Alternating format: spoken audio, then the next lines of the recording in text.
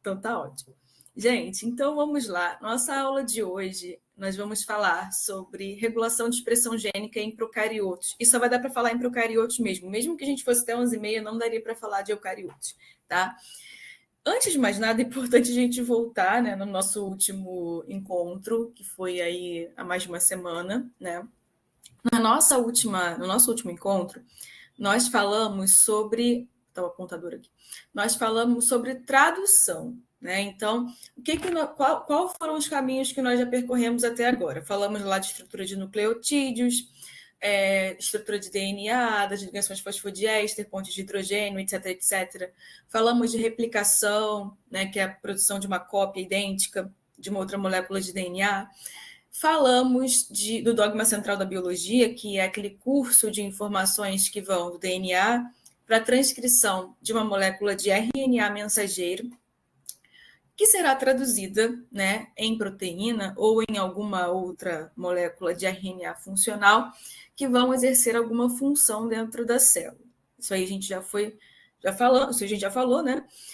Falamos das peculiaridades, dos detalhes desses processos. Então, lá em transcrição, a gente abordou, principalmente em eucariotos, ali, os processamentos cotranscricionais e pós-transcricionais, como, por exemplo, a remoção dos introns, o splicing alternativo. Falamos também da adição de cauda poliar, de capsinculinha, que serve para proteger a molécula de RNA contra a instabilidade, né, que existe no citoplasma.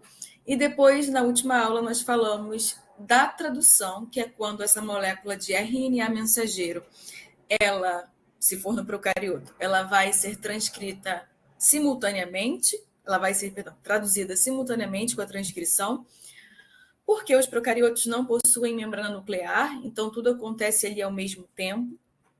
E nós também falamos da tradução em eucariotos, lembrando que a estrutura celular dos eucariotos é um pouco diferente. O núcleo, aliás, né, os eucariontes têm núcleo, então tem uma membrana nuclear que tem ali um processo interno muito mais regulado, né? Nós falamos de alguns personagens importantes nessa tradução, como, por exemplo, o ribossomo, que está aqui sendo representado por essa grande organela lilás, né?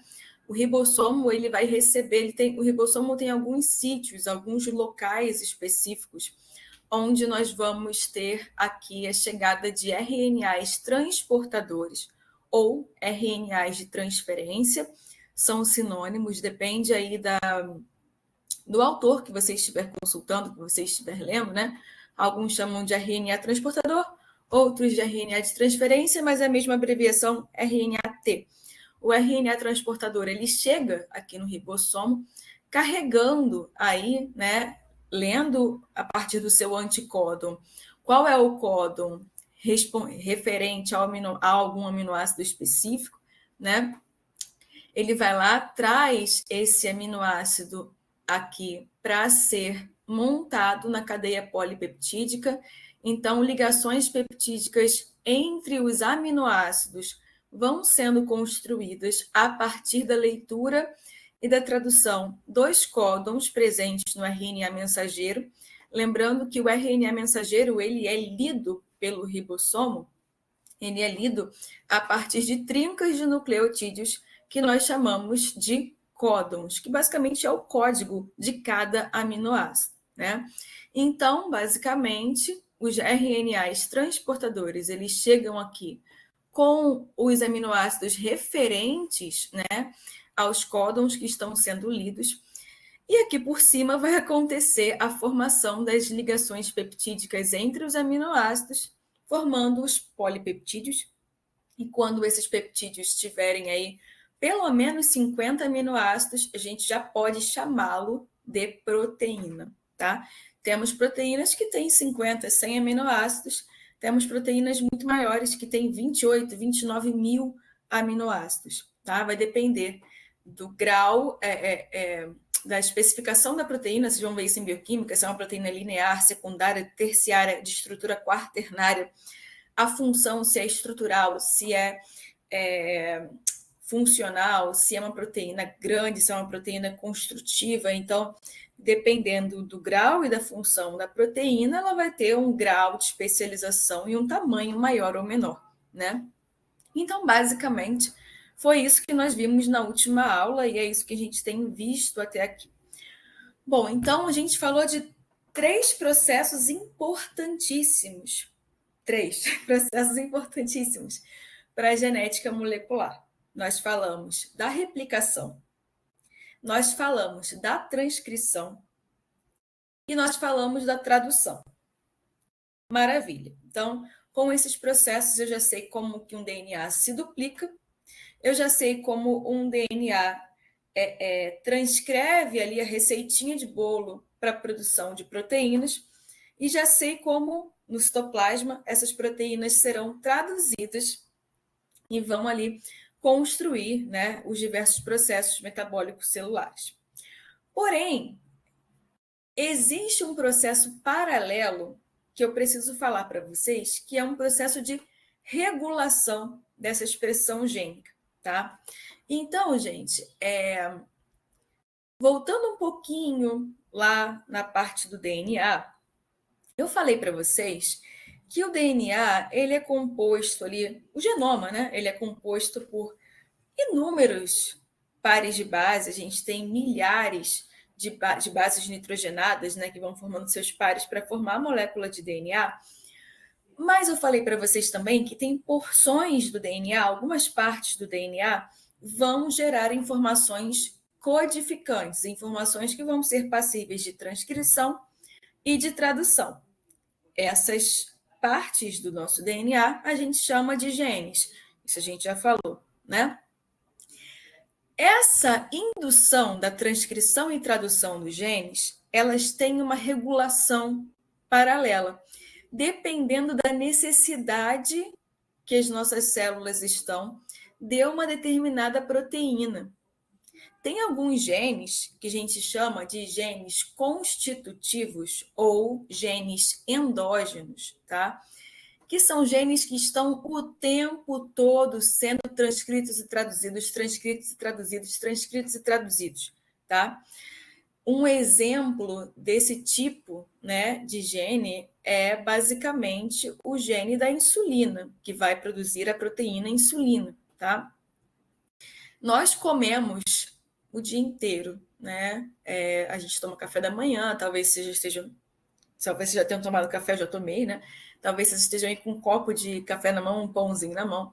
A gente almoça, a gente lancha, a gente janta, a gente come uma bala, a gente come um chocolate, a gente come refeições intermediárias, que muitas vezes, né, não deveríamos, mas nós estamos o tempo todo adquirindo glicose e outras fontes energéticas, né?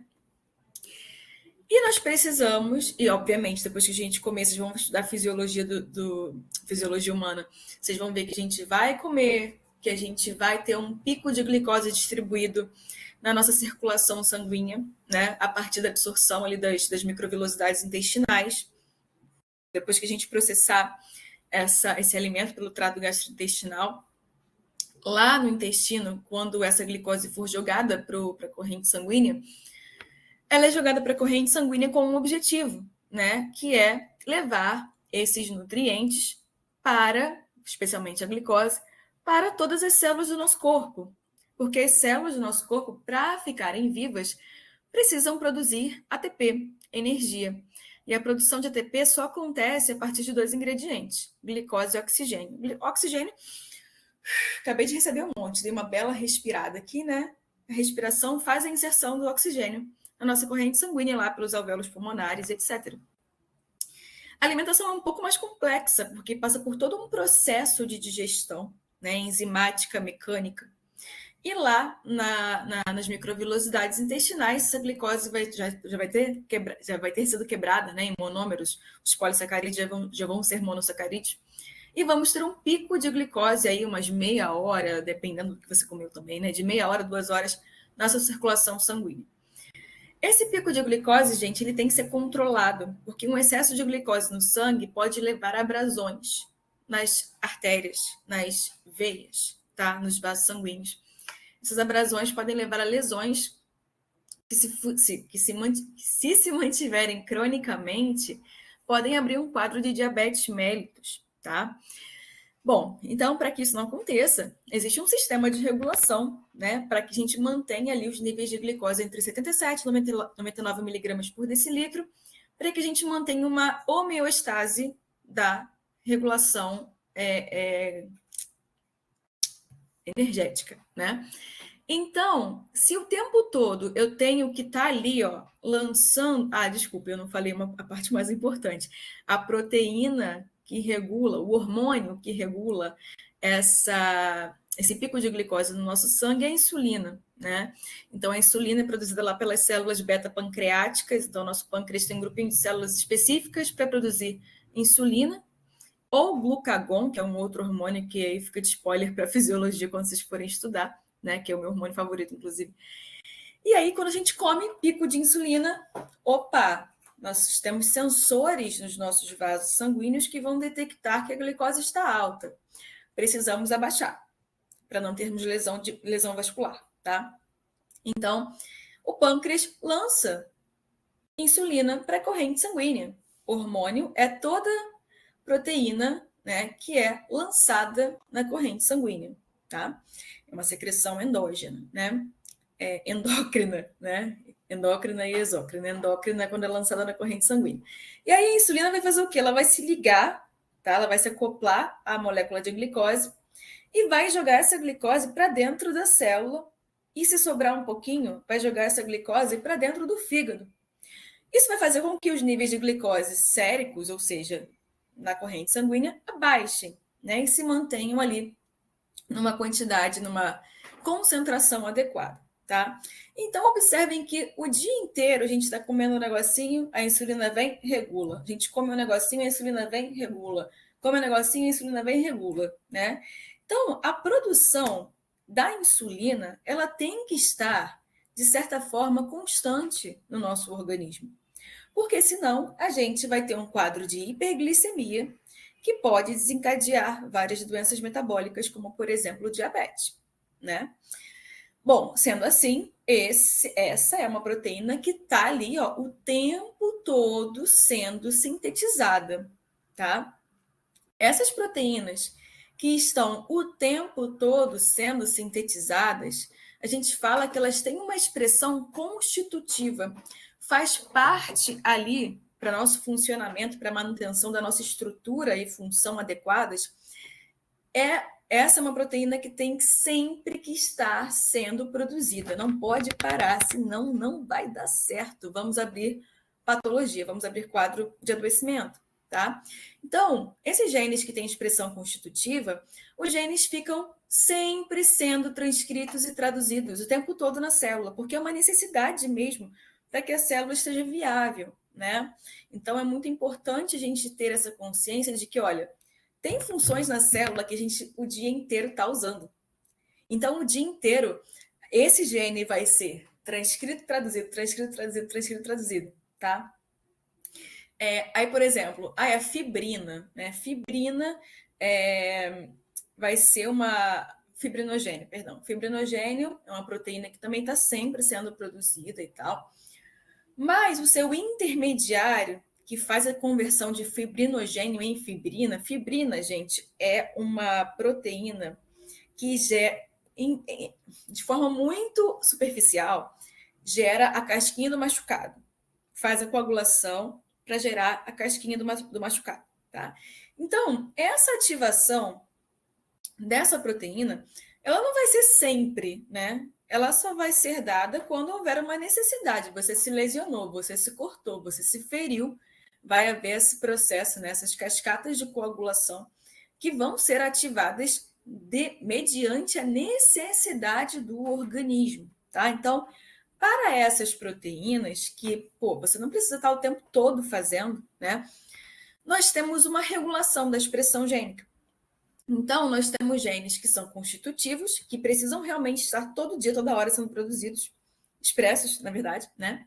E nós temos genes que só serão expressos em caso de necessidade, ou seja, em resposta a sinais moleculares, quando o nosso corpo sinalizar que determinada proteína precisa estar em maior quantidade, né? Ou, inclusive, que determinada proteína precisa ser reprimida. Nós não podemos sintetizar essa proteína agora, né? Então, é disso que a gente vai falar hoje, da regulação da expressão gênica, tá? Então, como acontece a regulação dos genes que vão ser expressos ou que não podem ser expressos? E a gente não vai falar de todos os organismos. Hoje a gente só vai conseguir falar de procariotos. Então, nós vamos falar desse processo, tá?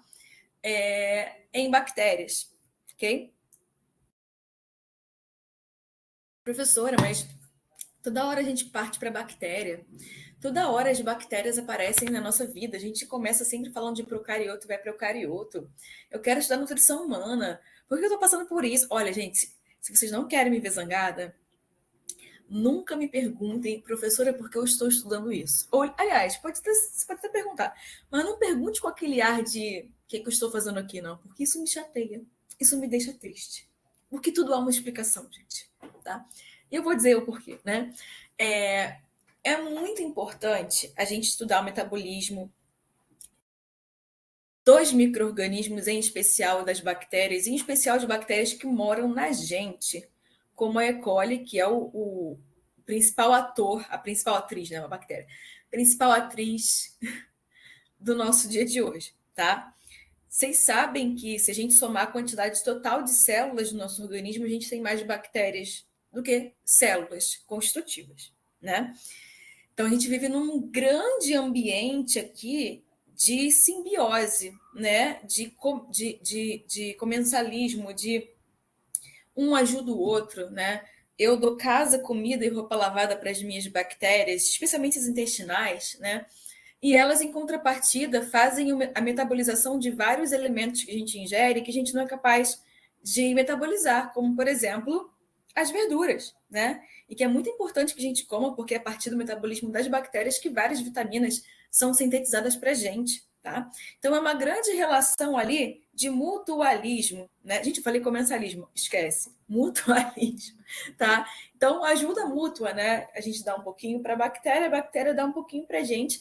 E se não houver uma relação de regulação ali, a gente vai entrar em disbiose, que é, olha, a gente está com o excesso de bactérias ou uma falta delas. E um excesso ou uma falta, um desequilíbrio vai levar a prejuízos nutricionais para a gente, porque muitos nutrientes do que a gente come, quem produz, quem metaboliza e nos retorna, tá? É a bactéria. Tá? É como se fosse assim, olha, eu tenho uma vizinha que ela faz um bolo delicioso, tá? Mas ela não tem farinha, ovos e leite e fermento. Mas eu tenho farinha, ovos, leite e fermento, mas eu não sei fazer o bolo. Então, o que adianta eu ter farinhas, ovos, fermentos e leite se eu não vou conseguir fazer? E o que adianta ela saber fazer se ela não vai ter como fazer? Então, a gente entra ali num acordo mútuo, né? Faz um mutualismo, uma relação simbiótica, eu dou ali o substrato, ela me devolve o nutriente. É exatamente isso que a gente faz com as nossas bactérias intestinais. Então, você precisa entender como elas funcionam. Porque muitas vezes, muitas doenças, muitas síndromes acontecem por disbiose, por dificuldades ali na metabolização de determinados nutrientes, né? Então, gente, vamos falar agora da regulação da expressão gênica em procariotos, tá? Basicamente em bactérias. Antes de mais nada, antes de entrar nas minúcias desse processo, eu acho muito importante a gente entender o geral, o cenário, onde estamos, né? Eu até escrevi aqui, hoje eu botei mais coisas escritas, eu mandei esse slide para vocês hoje de manhã pelo e-mail, tá? Eu escrevi aqui o seguinte.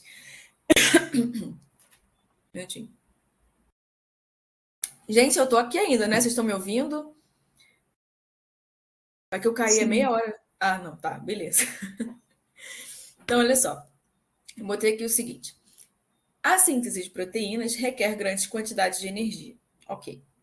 Os procariotos desenvolveram mecanismos para controlar a escolha de quais proteínas serão produzidas em diferentes momentos, de acordo com as condições ambientais.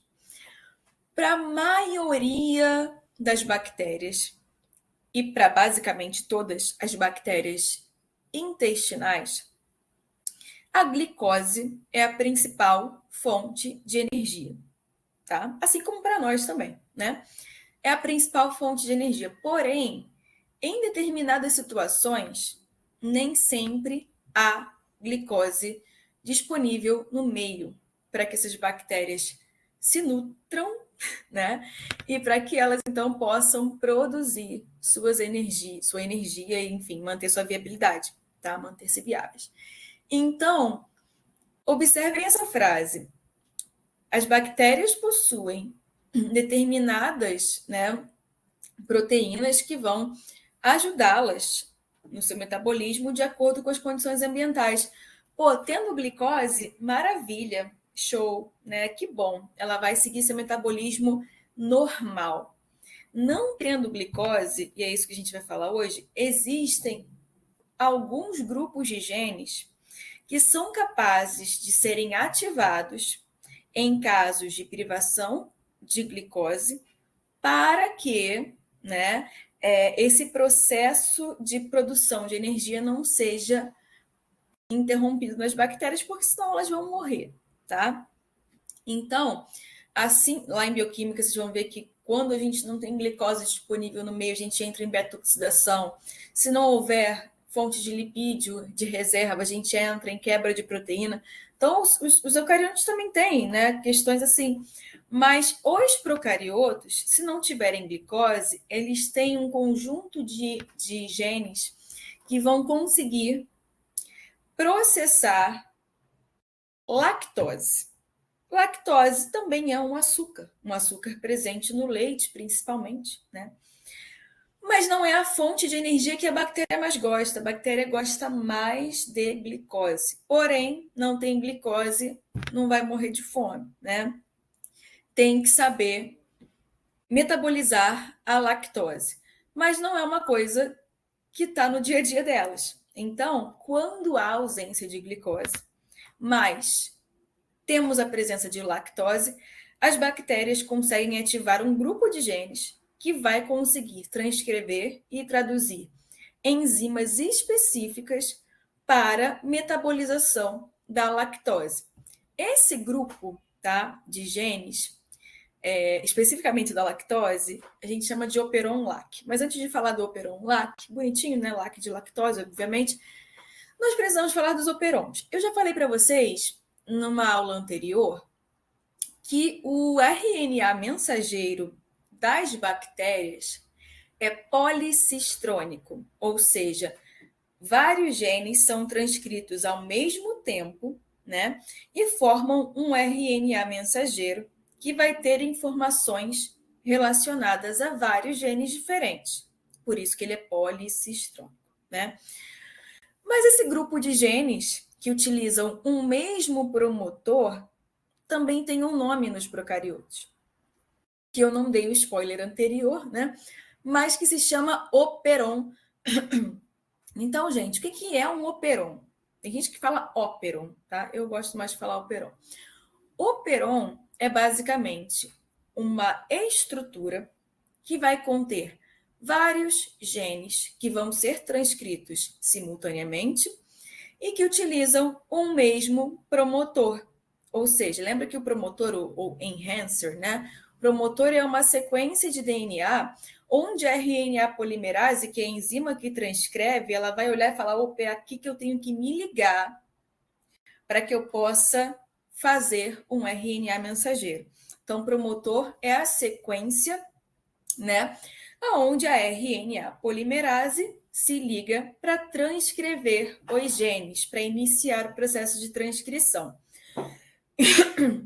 Nas bactérias, essa transcrição vai gerar um RNA mensageiro policistrônico contendo informação de vários genes. Só para lembrar que nos eucariotos, como nós, que temos membrana nuclear, nós não temos operons. Nós temos um gene sendo transcrito de cada vez. Então, cada gene tem o seu promotor. Nas bactérias, como são evolutivamente menos evoluídas, nós vamos ter aqui um promotor que vai conseguir iniciar a síntese, a transcrição transcrição de vários genes ao mesmo tempo, tá? Então, o operon é a unidade básica de controle transcricional em procariotos e é um grupo de genes estruturais de bacterianos transcritos por um único promotor como uma grande unidade. Então, quando os procariotos vão iniciar a transcrição de genes, em geral, né, ele vai iniciar a transcrição de um operon, porque você vai ter a transcrição de mais de um gene ao mesmo tempo utilizando o mesmo promotor, tá? Eu não vou falar disso agora, não, mas eu queria chamar atenção para uma partezinha aqui, tá? Que é a sequência regulatória. Ela também faz parte, tá? Desse processo de alguns operons, não todos. Mas essa sequência regulatória, ela pode induzir ou bloquear a expressão de um operon, tá bom? Ou seja, a expressão de um grupo de genes, tá? Gente, vocês estão acompanhando bem? Claro que os detalhes vocês vão ter que pegar depois, revisitando, relendo, né? Mas a ideia do porquê isso está acontecendo é importante que a gente esteja aqui no planeta Terra. No planeta Terra, tá? Então, bactérias vivem uma vida difícil, tá? Nem sempre elas vão ter a glicose disponível para elas utilizarem. Assim como seres humanos também, né? E quando não há essa disponibilidade, ela tem um conjunto de genes, ela tem um operon, tá? Que consegue metabolizar um outro tipo de açúcar a qual ela não está acostumada, o operon LAC. Mas nós também temos outros tipos de operon que vão ajudar ali a manter a vida da bactéria, tá bom? Por hora, em geral, um operon contém genes que atuam em um mesmo processo, tá? Então, aqui está um esquema, né, bonitinho. Ó, cromossomo bacteriano aqui circular sendo representado, tá? Esse quadrado aqui representando uma pequena parte desse DNA, tá? Que vai ser um operon, que vai conter uma região promotora, onde a RNA polimerase se liga, os genes que serão transcritos a partir desse mesmo momento, tá? Em geral, genes que trabalham em uma mesma função e, evidentemente, após esse RNA mensageiro, né, ser transcrito, vai ser traduzido em proteínas diferentes, tá bom? Lembrando que nos procariotos nós não temos aqueles processamentos transcricionais, né? Ele é transcrito, ele é traduzido, sem mais delongas, tá? Tá tudo bem, gente? Como é que a gente tá, hein? Estão entendendo o geral, pelo menos?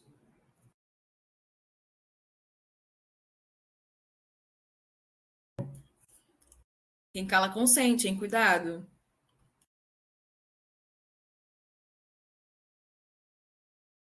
Professor, eu acho que a gente vai entendendo o processo, conforme for passando, sim. Vamos vivendo o processo, então. Existe aí um operon. Foi isso que eu entendi. Existem vários, na verdade. A gente vai falar de dois que são os dois principais, assim. Mas existem vários operons das bactérias. O operon vai ser um conjunto de genes que vai ser transcrito por um mesmo promotor. Lembrando que o promotor é a região onde a RNA polimerase se liga para fazer a molécula de RNA mensageiro, que é aquela receita do bolo para a produção de proteínas, tá? Aí tudo bem, né? Então, gente, vamos falar um pouquinho mais de mais detalhes, tá? Relacionados a essa regulação da expressão gênica em bactérias, mais precisamente a regulação da expressão dos genes dentro dos operons, tá? Olha aqui eu tenho P de região promotora, tá? Aqui eu tenho os meus genes que fazem parte desse operon, mas em alguns operons nós temos uma região chamada operador, tá? Está aqui representado pela letra O, certo? O que o operador faz? O operador é uma sequência de DNA aonde moléculas repressoras proíbem a transcrição daquele operon. Nossa, mas por que isso está acontecendo? Vamos lá, gente. Se eu tenho uma bactéria que está cheia de glicose ao redor, ela vai utilizar a glicose como fonte de energia. Ela não precisa transcrever genes para a produção de enzimas que façam a digestão de lactose, porque ela não precisa usar a lactose como fonte de energia, já que ela está num ambiente hipotético aí cheia de glicose, tá? Então, esse operon LAC, por exemplo, se você não estiver numa condição de necessidade energética, numa situação onde não há glicose, não tem o porquê destes genes serem transcritos. Esse ali, o operon LAC, né, é uma ação emergencial. Não há a fonte de energia principal na bactéria, mas ela precisa continuar viva, né? Mas se há a condição ali, se há nutrição para ela com glicose, se há fontes energéticas que ela mais gosta, ela não vai ativar a transcrição, por exemplo, das enzimas, né, dos genes que vão transcrever as enzimas que digerem a lactose, porque não precisa. Nesse caso, então, esse operon, o operon LAC, é um operon que está sempre reprimido. Ele não está sendo transcrito. Ele só vai ser transcrito em caso de necessidades energéticas onde haja lactose e não haja glicose. Entenderam? Então, nós temos vários genes que não precisam ser transcritos, só em caso de emergência, né? Então, para que esses genes não sejam transcritos, nós temos aqui uma molécula que ela é repressora. Ela se liga aqui numa região operadora e ela impede que a RNA polimerase chegue toda bonitona aqui e faça a transcrição desses genes. Ela é literalmente um bloqueio mecânico, tá? Então, vamos supor que você está... Eu estava tentando lembrar o nome de um jogo, gente, mas eu esqueci agora. Vamos pensar no seguinte. Estamos jogando sinuca, tá? É um exemplo bem mediano esse, né? Mas enfim. Estamos jogando sinuca. Você tem uma bola, como é que é o nome daquilo? Aquele pau lá. Taco. Um taco. Né? Você tem um taco, tem a bola, e você está de frente para o buraco lá onde a bola tem que entrar, né? Bom, se você não tiver nenhum bloqueio, né, e nenhum tremor, nem nada, você vai bater na bola e a bola vai entrar, né? Beleza, vai acontecer ali o processo. Agora, se você pegar esse copo aqui, bem grande, colocar na frente do buraco, você não vai ter ali a entrada. Gente, esse exemplo tá ficando meio impróprio para o horário, mas enfim, você não vai ter a continuação do processo. Então, o operador, né? O operador, nesse caso aqui, ele é o buraco, né? O repressor vai ser uma proteína que vai se impor aqui na frente da RNA polimerase e vai dizer: você não vai transcrever esses genes. Só quando eu sair daqui. Quando eu sair daqui, aí você vai poder passar e você vai poder transcrever esses genes. Mas nesse momento temos glicose, você não precisa transcrever enzimas para metabolização de lactose, pois não é necessário. Entenderam? Sim, sim. Então tá bom. Tá aqui, ó. O repressor se liga, não há transcrição, tá? Por outro lado, nós temos também, né, uma outra região, que é a região ativadora. Então, nós temos proteínas que se ligam ao operador para bloquear a RNA polimerase para que ela não passe aquilo aqui do promotor. Mas nós também temos regiões ativadoras, que basicamente uma proteína, né, ativadora vai se ligar e ela vai aumentar a transcrição de determinados genes. Então, por exemplo, olha, a bactéria está aqui, menina. Nossa, ela está aqui sem uma glicose, ela está quase morrendo, ela está respirando por aparelhos, ela está ali à beira da morte, tá? Aí, do nada, né, caiu uma gotinha de de leite em cima dela, caiu algum derivadinho de leite em cima dela, caiu uma lactose em cima dela, né? O microambiente dela falou: meu Deus, temos um açúcar que nós conseguimos digerir. Nós precisamos digerir esse açúcar o mais rápido possível, porque a bactéria está quase morrendo. Então, além do promotor, além da RNA polimerase, né, se ligar e acontecer que todo o processo de transcrição gênica, moléculas de ajuda vão ativar esse processo para que a transcrição, né, a expressão gênica, aumente muito mais. Porque estamos falando de um caso de vida ou morte, tá? Então, nós temos uma região que antecede ali a região do promotor, que é a região ativadora.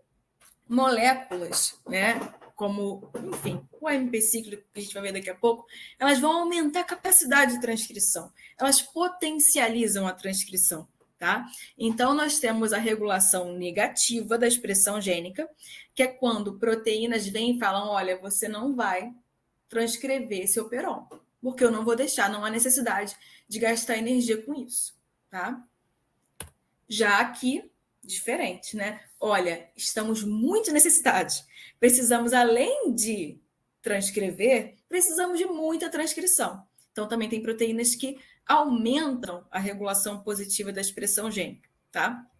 Sabe quando você está em casa, de manhã, sol maravilhoso, e aí você está com as luzes da sua casa todas acesas e o sol aqui entrando. Aí sua mãe vem e fala assim: apaga essas luzes, não tem a menor necessidade, né? O sol está aí brilhando. Aí você apaga a luz e você vê que realmente não fez diferença nenhuma, porque o que estava iluminando era o sol, né? Então, sua mãe fala para você apagar a luz porque sua mãe está agindo como um repressor aqui no operador. Você não precisa gastar energia com isso agora, porque já tem outra fonte de energia. No caso do exemplo, o sol, no caso da bactéria, a glicose, tá? Agora, vamos supor que, de noite, meia-noite, acabou a luz. Meia-noite não, 8 horas da noite, acabou a luz.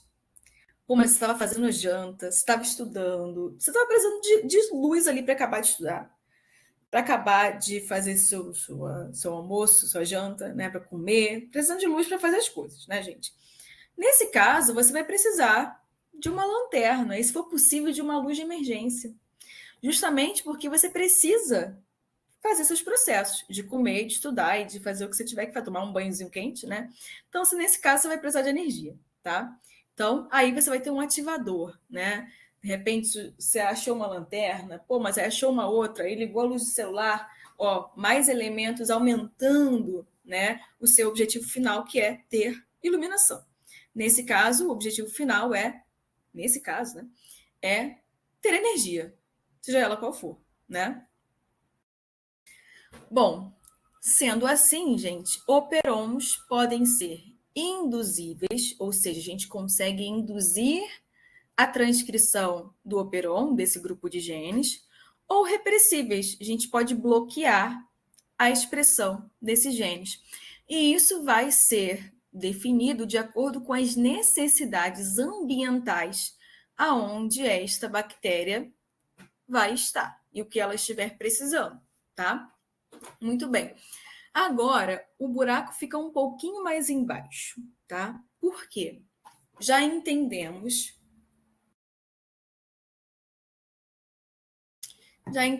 que temos proteínas constitutivas que estão sempre sendo sintetizadas no nosso organismo, o que estamos sempre precisando, e entendemos que temos proteínas que, dependendo da ocasião e da necessidade, vão ser produzidas ou não vão ser produzidas.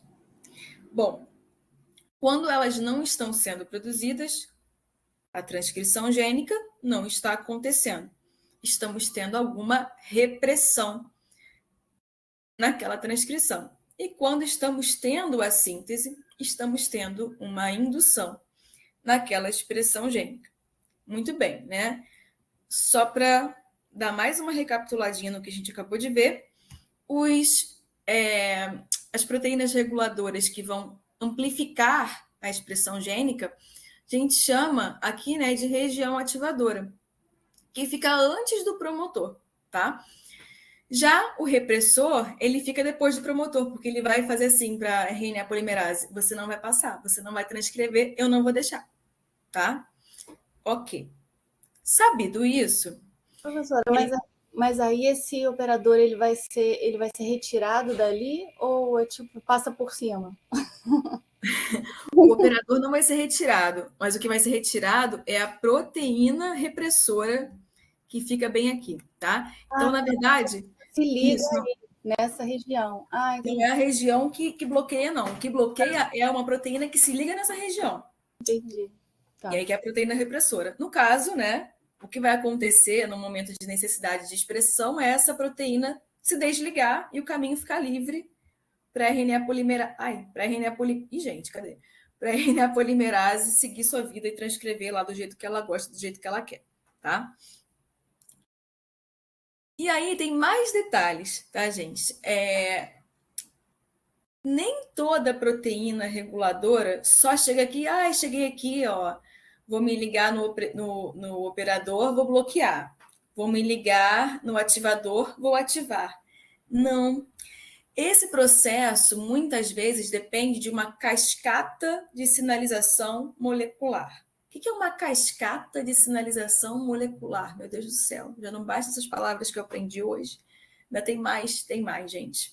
Uma cascata de sinalização é quando uma proteína só vai, de fato, fazer o que ela tem que fazer quando ela passar por uma modificação conformacional, ou seja, quando ela mudar o seu formato, tá? Para que ela consiga se encaixar corretamente ali no sítio de ligação dela. E essa modificação, por que ela vai mudar de formato, né? Ela vai mudar de formato porque outras moléculas vão fazer com que elas façam essa modificação da sua conformação.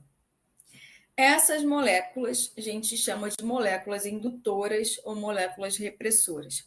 Então, por mais que a gente tenha aqui, nossa, a proteína repressora, as proteínas reguladoras, né, que vão se ligar no DNA, algumas delas ainda precisam de uma coativação, tá? Para que mude o seu formato, para que aí sim ela se ligue corretamente, tá? Então, ó, o fator de ativação está aqui, mas ele não consegue se ligar na região de ativação do DNA, porque ele está na dependência de um outro intermediário, tá? Então, essas proteínas vão ganhar nome, nem chegam a ser proteínas, gente, essas pequenas moléculas, tá? Vão ganhar nome daqui a alguns slides, tá? E basicamente são elas que fazem a ativação das proteínas reguladoras para que elas se liguem ao repressor ou ali ao ativador para que a transcrição aconteça. Sim, são eventos que desencadeiam eventos, que desencadeiam eventos, que desencadeiam eventos. Isso a gente chama de cascata de sinalização, tá? E tudo isso vai ser mediado de acordo com o meio onde a bactéria estiver. As cascatas de sinalização acontecem nos seres eucarióticos também, tá? Mas a gente não chegou lá ainda. Mas em termos gerais, uma cascata que vocês vão ver provavelmente muito, né? Muito não, que vocês, na nutrição não tanto, mas um pouco são as cascatas de coagulação, tá? Aproveitar que a gente falou de fibrina mais cedo. Vocês já estudaram um pouquinho, vocês não tiveram patologia, com certeza, porque está no início do curso, né? Mas vocês já estudaram um pouco sobre como a coagulação acontece, coagulação sanguínea? De repente, lá na escola, né? É uma coisa interessante da gente pensar de forma ampla, tá? Não precisa pensar em minúcias sobre isso agora, não. Mas o nosso sangue, pensando assim, bem abrangente, gente, nosso sangue tem que estar líquido, né? Que ele flui, é um tecido líquido, vocês vão ver isso em histologia, é um tecido líquido que tem que estar líquido porque ele tem que fluir para todas as nossas células, porque eles têm que fazer o quê? Qual o objetivo do tecido sangue? O objetivo do tecido sangue é levar oxigênio e glicose para todas as células para que o processo de síntese energética pela glicólise, ciclo de Krebs aconteça, certo? Beleza, tá? Porém, em algumas ocasiões, a gente pode ter um processo de coagulação, que é o sangue endurecer. Quando isso vai acontecer? Por exemplo, quando você se cortar. Se você se cortou com a faca, o sangue vai começar a sair, né? Se você, obviamente, lesionou um vaso, o sangue vai começar a sair. Sair, né?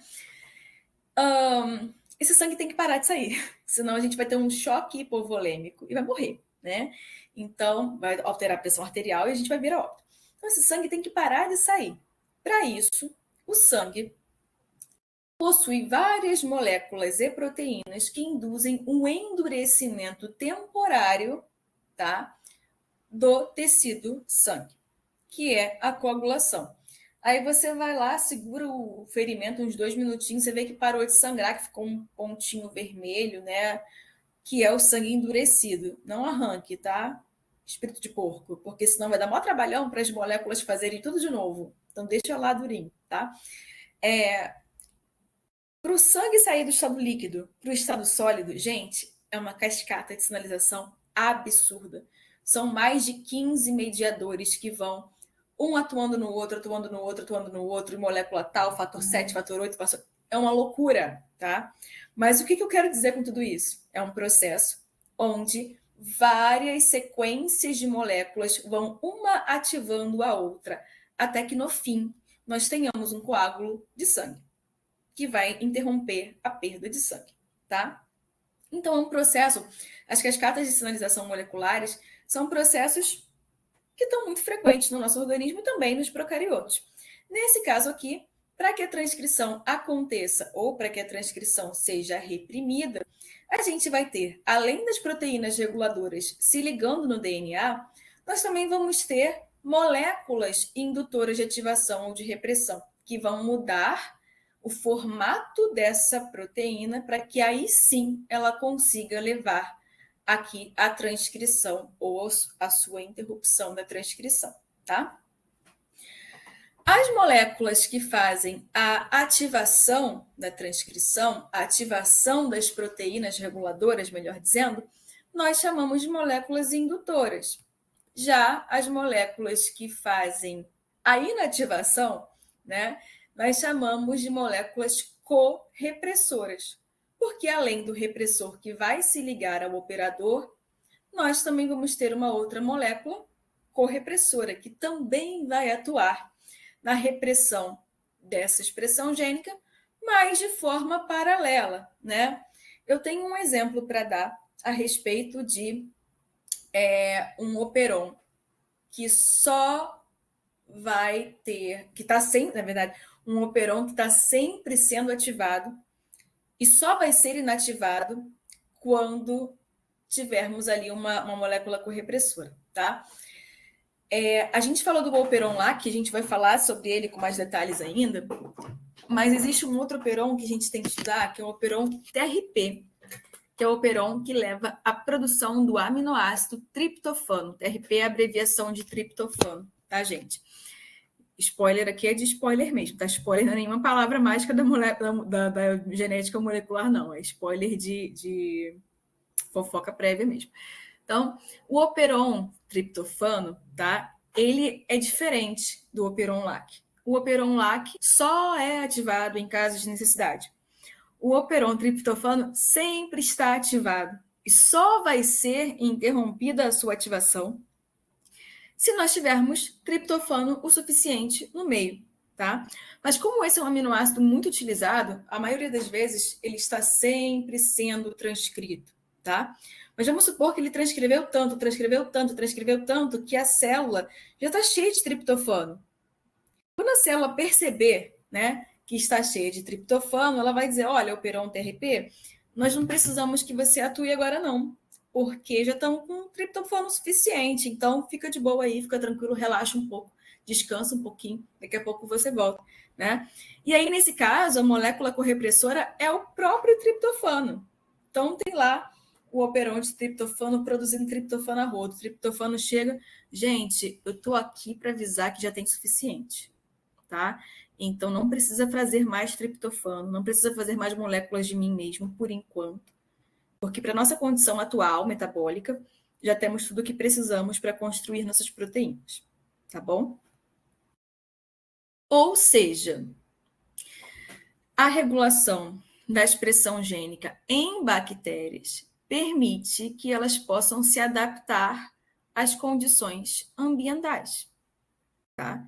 Isso também acontece nos eucariotos, mas de forma mais grosseira, né, porque os eucariotos não têm operon, nós temos o operon-LAC e o operon-TRP como os dois grandes grupos de genes que mantêm ali o metabolismo, né, de sobrevivência das bactérias, tá? E como eu falei para vocês, né, alguns genes são sempre expressos. Alguns operons estão sempre sendo transcritos porque vão levar a produtos que a célula, que a bactéria sempre está precisando, tá? Esses genes nós chamamos de genes constitutivos. Então, isso vai aparecer muito nos livros, tá, gente? Genes constitutivos são genes que têm que estar sempre sendo transcritos, porque a célula sempre está precisando das proteínas relacionadas a esse gene, tá?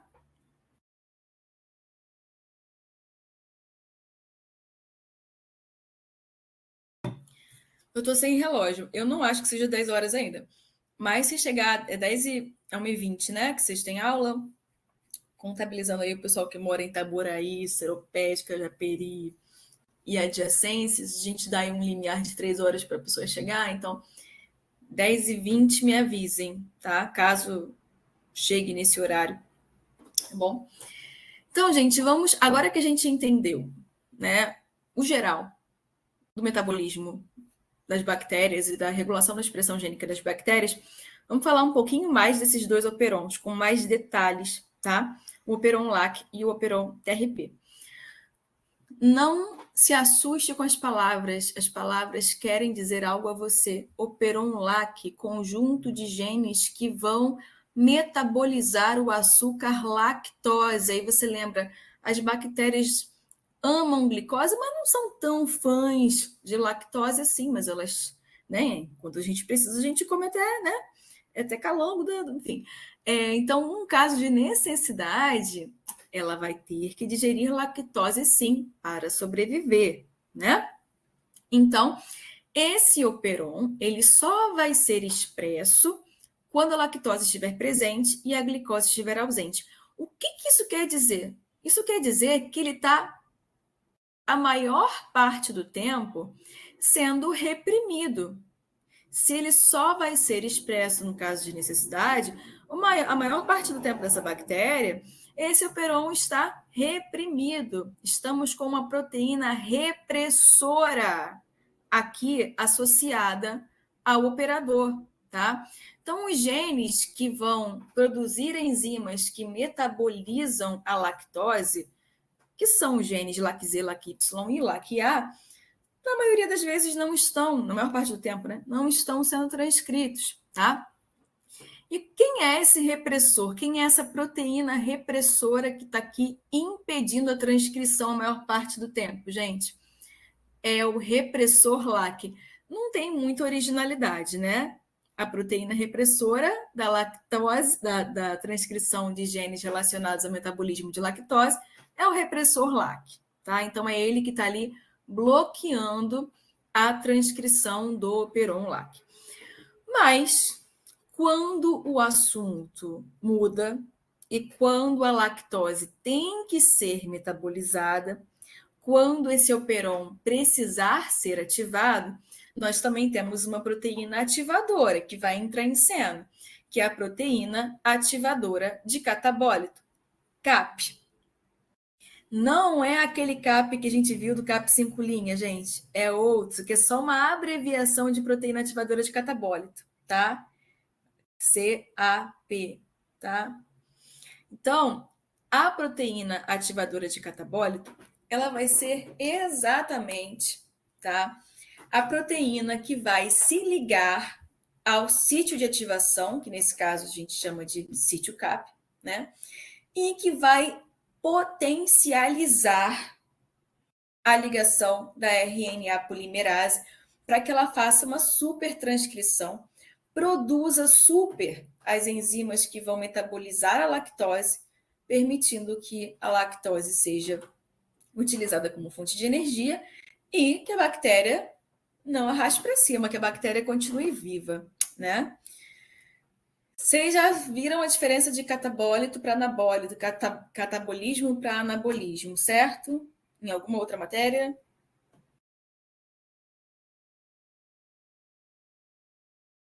Já, eu já vi, professora, não sei se todo mundo já viu.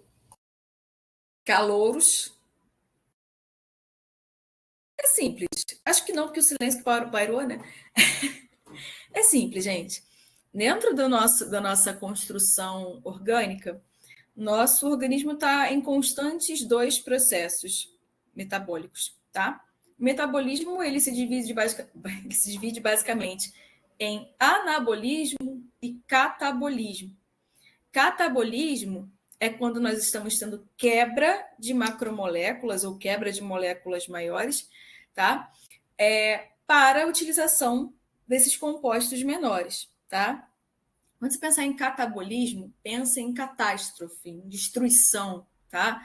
Quando você fica muito tempo sem comer, você entra ali no catabolismo de gordura. Depois, se você ficar mais tempo ainda, você entra no catabolismo de proteína, que é o quê? O seu corpo quebrando sua estrutura para que você tenha ali fontes de energia para serem utilizadas. E o anabolismo é quando você está tendo construção. Então, pensa naquele teu coleguinha que usa o anabolizante, né? Anabolismo, então, vai ser a construção estrutural, tá? Nesse caso, a proteína ativadora de catabólito, ela vai ativar o catabolismo da lactose, a quebra desse açúcar, para que esse açúcar, né, na verdade, seus derivados, possam ser utilizados como fonte de energia, tá bom? Bom, falei para vocês, né? O repressor LAC, então, é a proteína que está sempre bloqueando a transcrição do operon LAC, ou seja, impedindo que essas enzimas sejam utilizadas, sejam produzidas e tenham esse gasto energético quando não há necessidade, quando não há lactose no meio, tá? E a proteína ativadora de catabólito, por outro lado, atua como um sensor de glicose, tá? E quando ela perceber ali que a glicose abaixou, gente, glicose caiu. Já era. Repressor LAC sente também, né? É um sensor de lactose. Gente, lactose, temos lactose. Não temos glicose. Vamos entrar em ação, tá? É assim que acontece. Então, aqui, ó, a proteína, o repressor LAC, ele se liga, ele está constantemente ligado no operador. Quando há ausência de glicose, o repressor ele vai se desligar, tá? E o CAP ele vai se ligar. E aí, a RNA polimerase vai conseguir ativar esse processo para que a gente possa transcrever LAC-Z, LAC-Y e LAC-A, tá? Que vão gerar 3 enzimas, sendo elas beta-galactosidase, lactose permease e transacetilase, tá?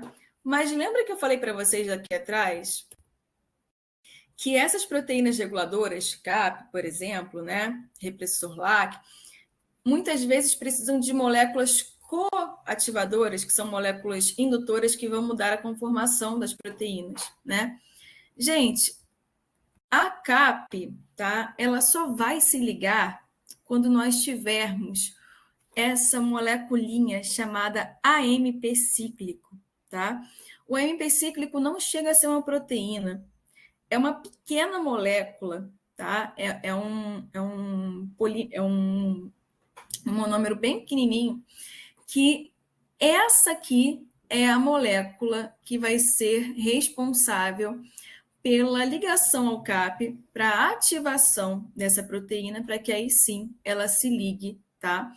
Para aumentar a atividade da RNA polimerase, tá bom? E aí a gente vai ter uma expressão máxima. Então, a gente só vai ter, tá, esse processo acontecendo quando nós também tivermos níveis altos de AMP cíclico, tá bom? Vou falar mais um pouquinho daqui a pouquinho sobre ele. Falando da estrutura do operon LAC, mais minúcias, né, sobre essa região, então nós temos o sítio de ligação do ativador, que é o sítio do CAP, né? Aqui nós vamos ter a proteína regulatória, que é a CAP, proteína ativadora de catabólito, que só vai ser ligada quando nós tivermos a AMP cíclico aqui no meio, tá?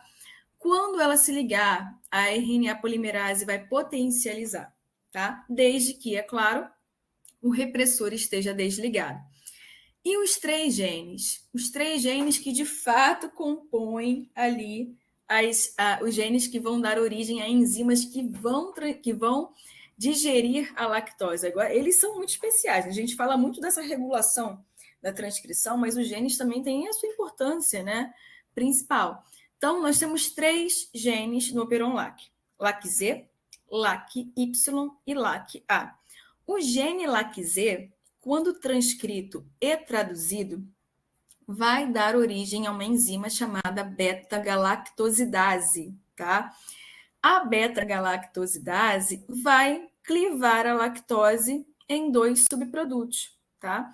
A galactose e a pentose. Então, a gente vai ter uma quebra da lactose em um subproduto menor, tá? Então, a beta-galactosidase é a enzima principal, é quem de fato vai começar o processo metabólico para a lactose ser utilizada. A LAC-Y, né, que é um gene, o LAC-Y também tem uma função muito importante, gente. O que o LAC-Y codifica? O LAC-Y codifica uma enzima chamada lactose permease, que também no seu título já nos diz muita coisa, tá? Lactose permease é uma enzima que vai abrir um poro na membrana da bactéria, permitindo a entrada da lactose dentro da bactéria. Lembra que a glicose, a lactose, elas estão no meio externo da bactéria, né? E aí, quando os sensores, né, da bactéria identificarem que há lactose no meio externo, quando o LAC-Y for transcrito e traduzido, vai originar, né, uma enzima, que é a lactose permease, que vai permitir ali que ela, por meio da permeabilização, do transporte, né, ultrapasse a membrana da bactéria e a lactose entre na bactéria para que ela possa ser quebrada pela beta-galactosidase, que vai ser sintetizada a partir da transcrição de LAC-Z, tá? Professora, mas e LAC-A? LAC-A faz o quê? LAC-A codifica uma outra enzima chamada de transacetilase. Então, o que foi observado ao estudar, né, o Operon LAC? Que quando o Operon LAC ele é transcrito e traduzido, esses 3 genes produzem essas 3 enzimas: beta-galactosidase, que é quem de fato cliva a lactose, lactose permease, que é quem faz, né, permite a entrada da lactose dentro da célula, mas a transacetilase não se tem ainda um consenso do processo dela, do papel dela dentro da bactéria, tá? Por isso ela não é tão abordada ainda assim nas aulas. Bom, então, além desses 3 genes, né, nós temos as sequências reguladoras: o promotor onde a RNA polimerase se liga, o sítio de ativação e o sítio de repressão, que vão estar ativados ou não, dependendo das necessidades nutricionais e das condições ambientais onde essa bactéria estiver. Tudo bem, gente? Como é que estamos, hein? Aqui é o que eu já falei, mas deixei por escrito, para deixar por escrito, né? Sempre bom.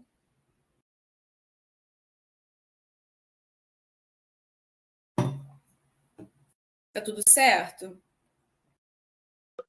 Beatriz, a LAC-A faz o quê? Eu não consegui pegar. Então, a LAC-A, ela transcreve, né, ela transcreve uma RNA mensageiro que vai dar origem a uma enzima chamada transacetilase. Mas não se sabe ainda exatamente o papel dessa enzima no processo aí da utilização da lactose, tá? Então, essa enzima ainda ainda está meio nebuloso o papel dela, ainda não foi totalmente descrito, mas sabe que ela é uma enzima que é sintetizada durante a transcrição do operon, tá? Mas o que ela faz de fato O martelo não está batido ainda. Mas fica aí um assunto para um TCC de vocês, algo do tipo, quem quiser explorar aí intolerância à lactose, etc, né? Sempre bom. E aqui, gente, eu só deixei escrito, né, o que eu já venho falando a respeito do papel de cada partezinha do operon, nesse caso aqui o promotor, o operador e o sítio de ligação CAP, tá? Bom, como eu falei para vocês, né, como eu achei que esse assunto fosse muito complicado, mas eu agora, e aí fiz os slides muito assim, mastigados, mas agora eu tô achando até que foi um pouco repetitiva, né? Mas enfim, quando a lactose não está disponível, o repressor LAC está aqui, ó, ligado firmemente ao operador, impedindo que a RNA polimerase continue a transcrição, então a transcrição não acontece, tá? Quando a lactose está presente, o repressor LAC perde sua capacidade de se ligar ao DNA, e agora sim, né? A RNA polimerase transcreve este gene. Gente, tem um detalhe interessante também que nós precisamos falar, que é, tá, um isômero. Deixa eu ver se eu escrevi isso aqui. Botei.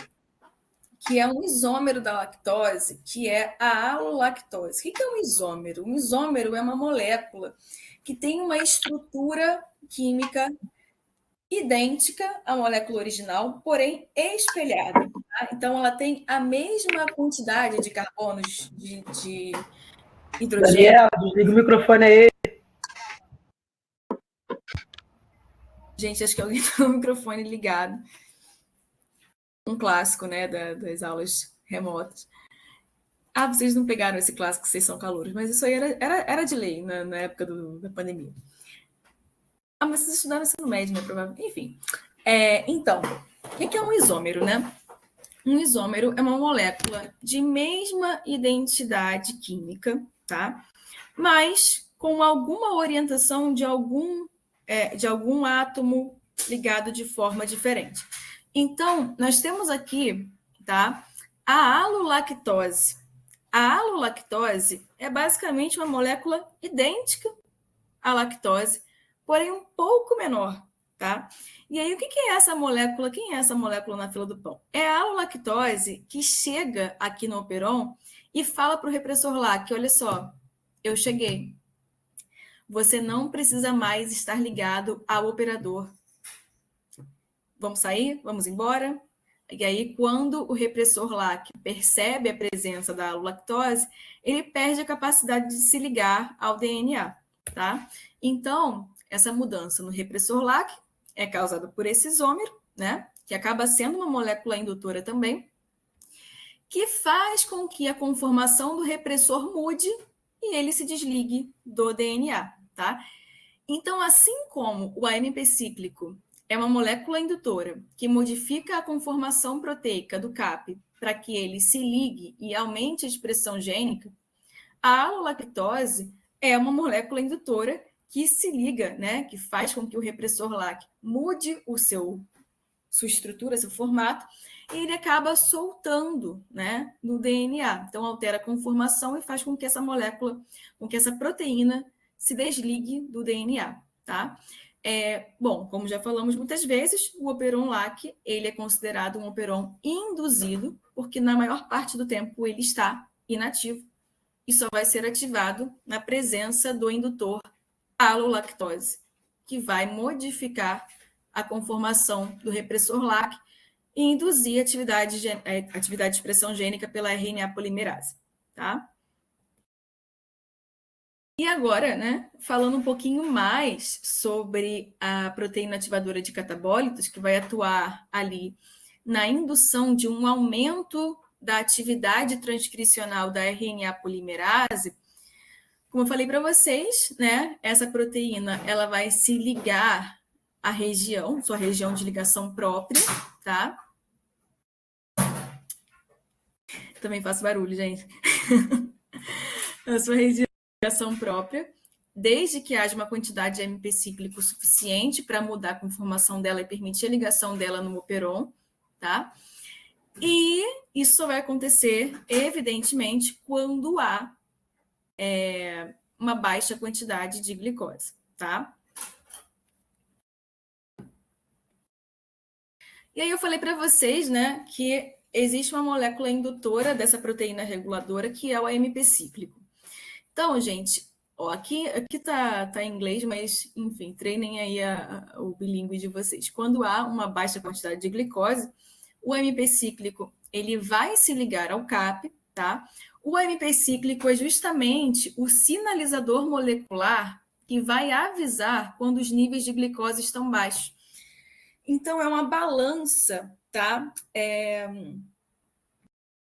Nossa, esqueci qual é a palavra quando uma coisa está alto e outra coisa está baixa e elas se regulam de forma contrária. Equilíbrio?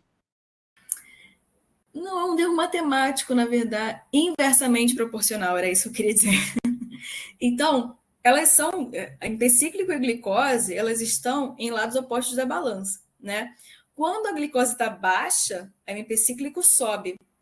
Quando a glicose está alta, a empecíclico desce, tá? Então, se eu tenho pouca glicose, eu vou tendo um aumento da quantidade de AMP cíclico, que é isso que vai sinalizar que a CAP tem que entrar em ação, tá? Obviamente, quando há lactose presente no meio, né? Então, o AMP cíclico atua como um sinalizador dos baixos níveis de glicose, se liga à CAP, muda a forma estrutural da CAP, ela agora consegue se ligar, né, aqui no sítio de ligação do operon e consegue induzir a expressão gênica a partir da ligação na RNA polimerase e faz uma super transcrição, transcreve muita beta-galactosidase, transcreve muita lactose permease, enfim, faz acontecer, faz com que as proteínas necessárias à utilização da lactose sejam sintetizadas para a lactose ser utilizada como combustível energético, tá? E aqui está só um exemplo de glicose alta, AMP cíclico baixo, CAP não se liga, transcrição bloqueada. Redundante, porém nunca é pouco repetir coisas que são muito importantes. Quando a glicose está indisponível e quando a lactose está disponível, é a única ocasião onde o operon LAC vai ser ativado, tá? Obviamente, né? Eu preciso de lactose para o operon LAC ser ativado. E ele só vai ser ativado quando a glicose também estiver ausente, tá?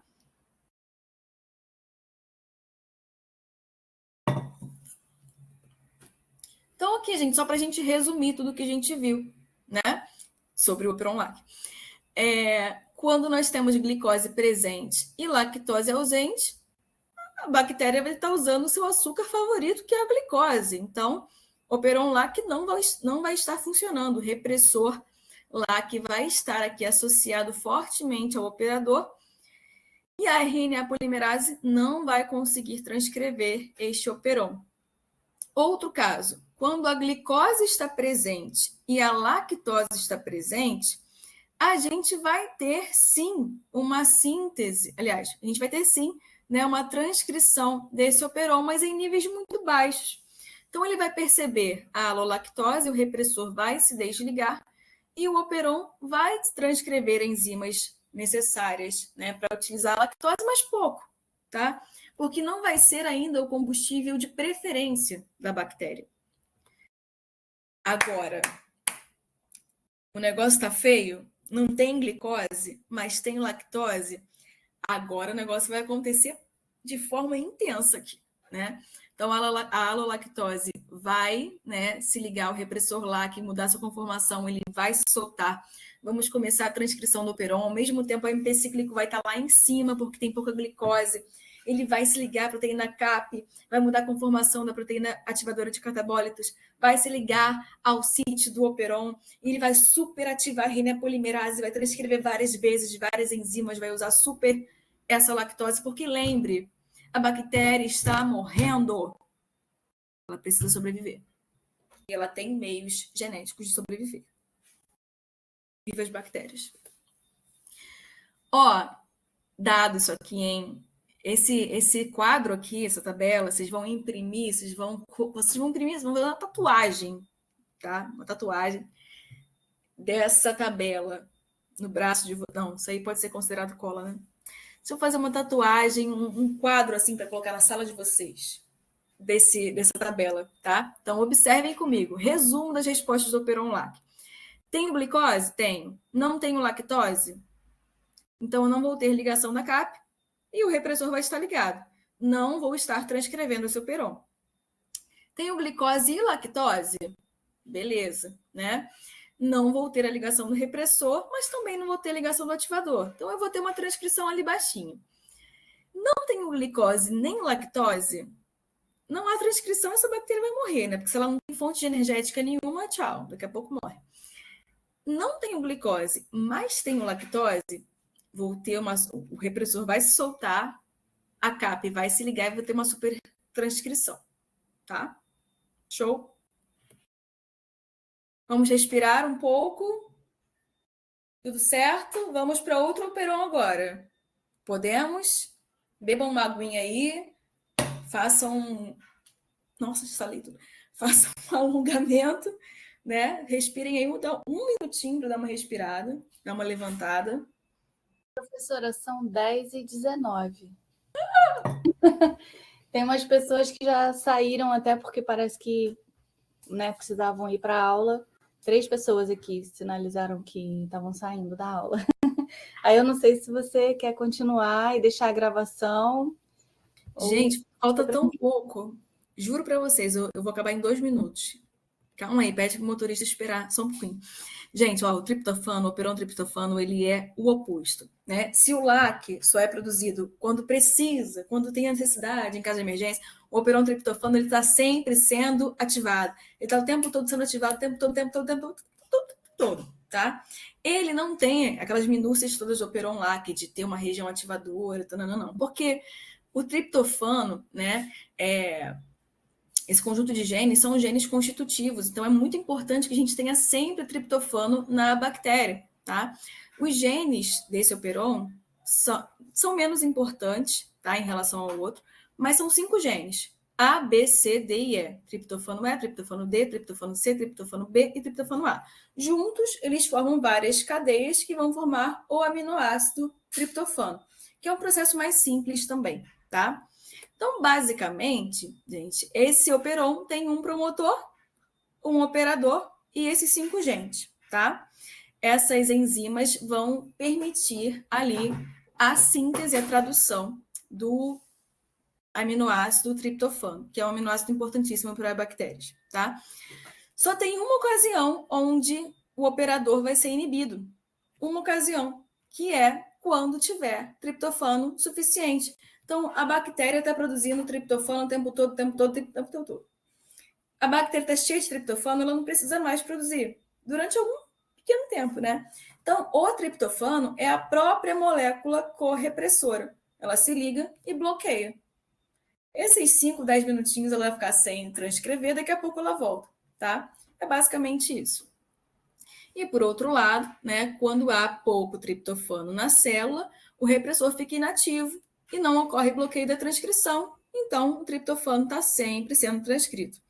Ele é mais simples, né, porque diferente do operon LAC, que é caso de vida ou morte, emergência, o triptofano não, está sempre sendo produzido, tá? E quando ele é bloqueado, tá? Quando ocorre o bloqueio de transcrição, é por um outro mecanismo que a gente chama de atenuação. Então, em vez de você fazer um bloqueio só ali do operador, aqui está melhor. O bloqueio ele acontece no acoplamento transcrição-tradução, tá? Então, a tradução de um RNA mensageiro que ainda está em processo de transcrição.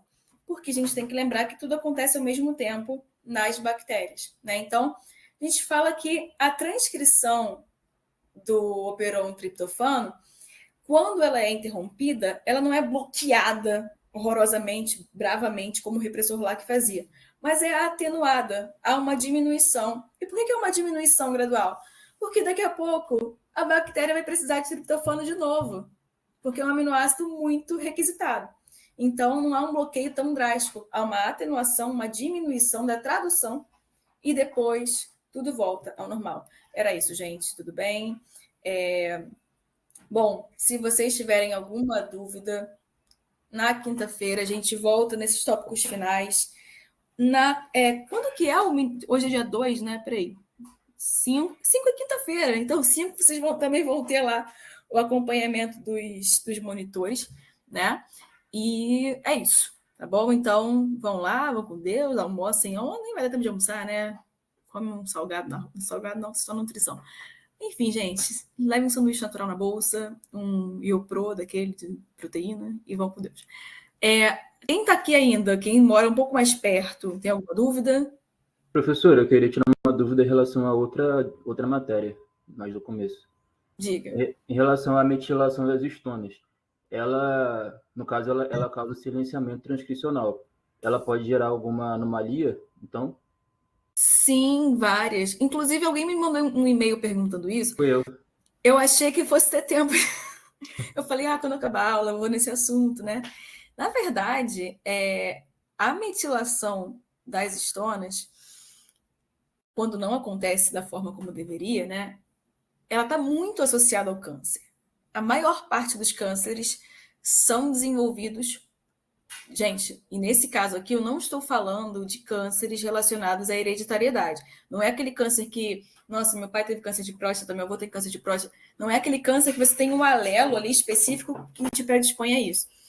Mas a metilação das histonas está muito relacionado aos cânceres de origem, digamos, epigenética ambiental. Ou seja, você tem um hábito de vida horroroso, fuma, bebe, come ultraprocessado, você está forçando ali um processo de erro genético, né?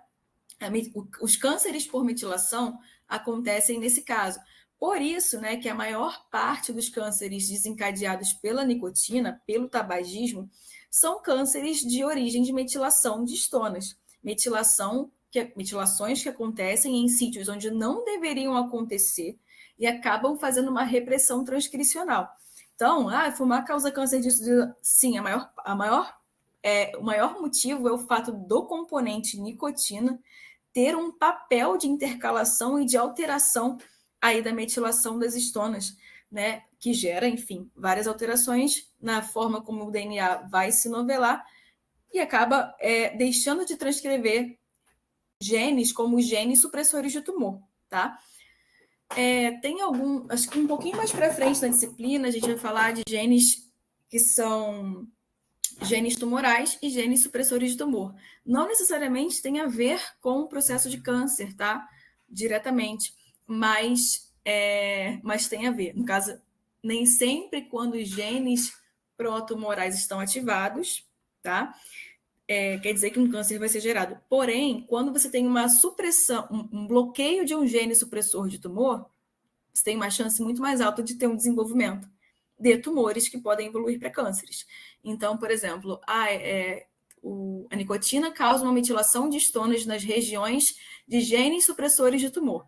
Se eu tiver uma proliferação desenfreada, errada da minha célula, né, do meu DNA, isso acontece todo dia, tá, gente? O tempo todo. Mas a gente tem aqueles mecanismos regulatórios que dão uma controlada nesse processo, tá? Mas se você tem um bloqueio dos genes que controlam esse processo, você vai ter uma predisposição ao câncer muito maior, né? Muito maior. Isso também está relacionado ao consumo de ultraprocessados e tal, mas metilação de DNA, principalmente, câncer, muito provavelmente é câncer, tá? Vai desenvolver diferentes tipos de cânceres. E a maior parte dessas metilações equivocadas vem do consumo da nicotina, tá? E é bem complicado, né? Existem outras doenças também que são relacionadas à metilação do DNA, algumas doenças mais específicas das modificações pós-transcricionais, mas em termos de popularidade, né? Os cânceres principalmente, tá? Porque são erros genéticos que são mais fáceis de você cometer do que uma mutação em si, né? Se você ficar tomando banho de como é que é aquele negócio da marquinha do biquíni, da fita isolante? Tem o povo que entra na máquina de UV e fica lá 60 minutos, né? O raio UV tem potencial de mutagênese suficiente para intercalar no DNA. A nicotina consegue induzir um processo de câncer sem precisar fazer uma mutação. Ela consegue alterar ali, né? O processo de metilação, o processo de inibição transcricional e acaba bloqueando genes importantes da regulação aí da multiplicação celular. E aí você vai ter uma perda de controle, né? Que vai facilitar o processo das células, principalmente que são mais expostas à nicotina. Como, por exemplo, né? Câncer de pulmão, é difícil você ver uma pessoa que fumou 20 anos e não teve um câncer de pulmão. Muito difícil. Né? Ou um câncer de laringe, ou um câncer de boca. E por aí vai. Mas é um assunto muito interessante, tá? Que abre um pano para manga gigantesco. A gente pode passar o semestre inteiro falando disso, inclusive. Valeu, obrigado. Alguém tem mais alguma dúvida, gente? Tá, então ficamos assim. Bom, na quarta-feira eu me comunico com vocês para saber se nós teremos aula presencial no campus ou se nós teremos aula remota com a atribuição de estudo dirigido para vocês fazerem em casa e me retornarem, depende, na segunda ou na quinta-feira, tá bom? Vou pensar de acordo com o estudo dirigido que vai ser feito também, né? De acordo com o grau ali de complexidade. Então é isso, Professora, gente. Oi. a prova continua dia 16? Olha, é um bom questionamento. 16 já está ficando perto, né? Eu queria perguntar se não poderia passar ou para quinta ou segunda. A prova vai ser quando a gente acabar o bloco 1. Tá bom. Isso aí é fato. A gente não vai fazer a prova sem acabar o bloco 1. Tá? Professora, e o ED, ele, se for remoto, ele passa a ser individual, é isso? Ele passa a ser individual, né? Para facilitar aqui a conversa. Tá bom. Então tá bom, gente. Até quinta-feira, então. Tchau, tchau.